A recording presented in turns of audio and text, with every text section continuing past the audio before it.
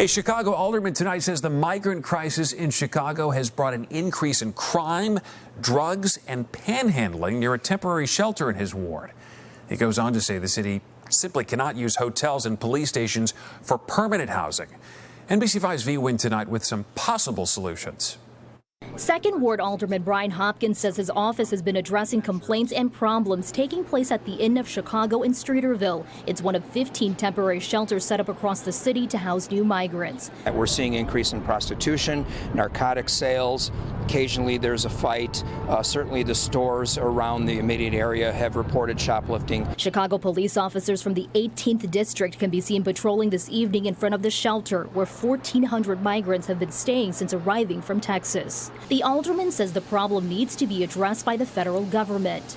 They're expecting the city of Chicago to house, feed, clothe, and provide medical care for this indefinite number of migrants. More could be arriving next week for all we know. Residents at community groups like Chicago for All dealing with similar problems at the Wadsworth shelter on the south side. The nonprofit hosting different events and activities to try to bring new and old residents together.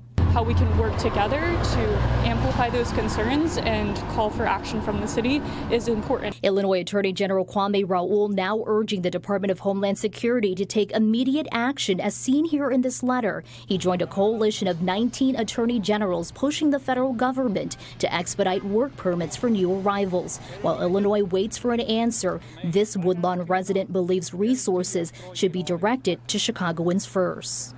What are you doing for the community?